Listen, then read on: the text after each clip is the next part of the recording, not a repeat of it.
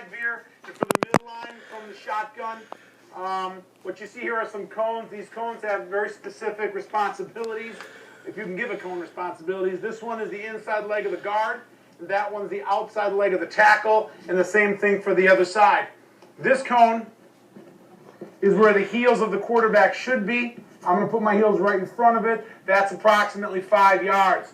So if you're running the shotgun triple option, your heels should be at 5 yards, and everything works off of that. The most important thing when you receive the shotgun snap is your footwork. If your footwork is off, the entire play is going to be off.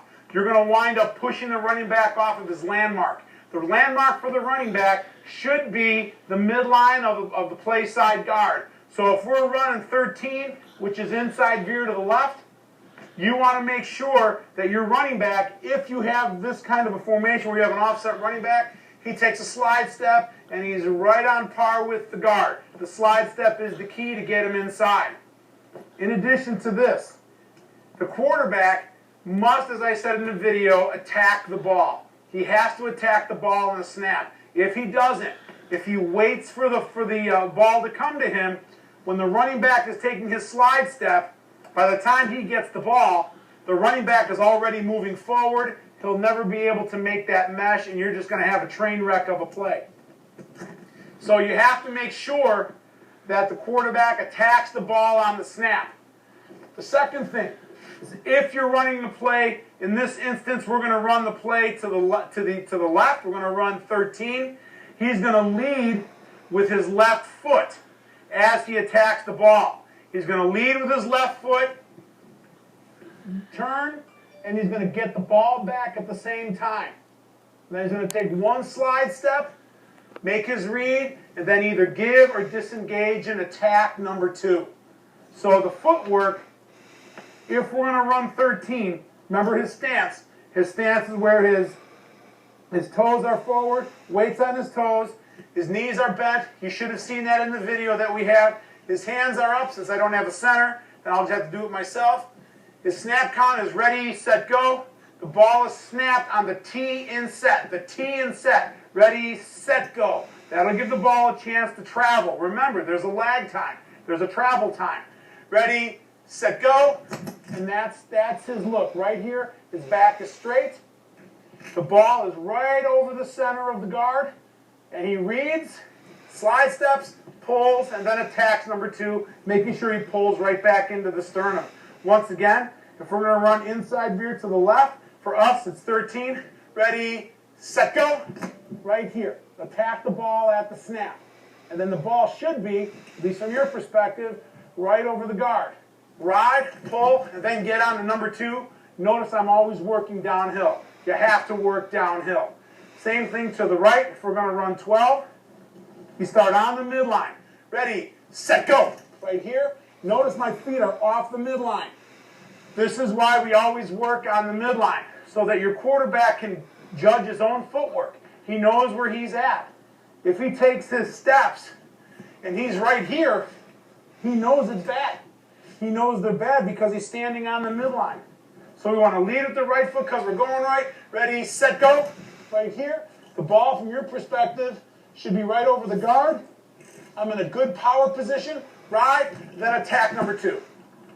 So those are the steps out of the shotgun for the inside veer.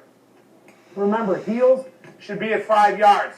Sometimes, for some pistol teams, they'll put their heels at 3. For true gun teams, we like it at 5. It allows us to throw the ball to get a better athlete in space. It's just a little bit different philosophy. Neither is right or wrong. It just depends on what you like. Steps for the midline are just a little bit different. The key to remember is that the ball has to be on the midline. The ball has to be on the midline. We're going to run the midline to the left. We're going to run 11.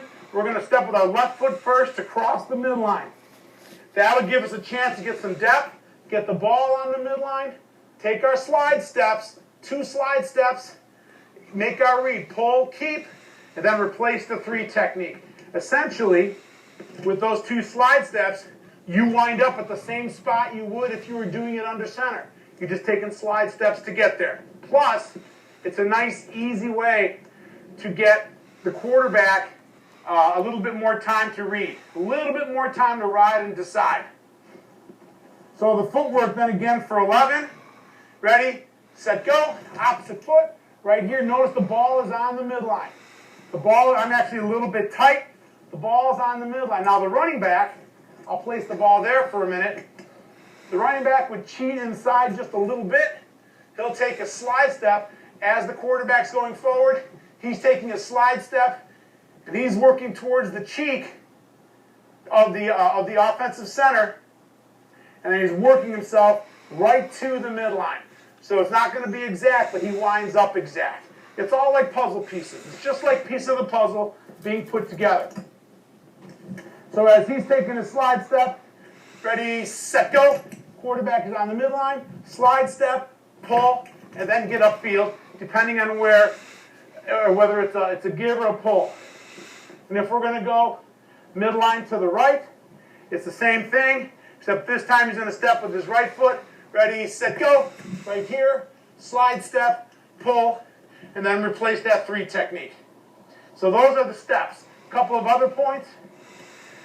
Make sure the ball's seated properly. It can't be seated too low. Make sure that your quarterback has a straight back. He shouldn't be hunched over. If he's hunched over when you're running the midline, his face mask is going to get hit by the fullback's shoulder pads. He's going to wind up hitting his head. So make sure his back is straight. Okay, nice power position. Weight on the balls of his foot. Make sure that he's aggressive, and make sure that his reads, he's looking right at the read key. Even in the beginning, if it comes up, whether you're running inside veer or midline, he comes and points to his read key. So he knows exactly who he is.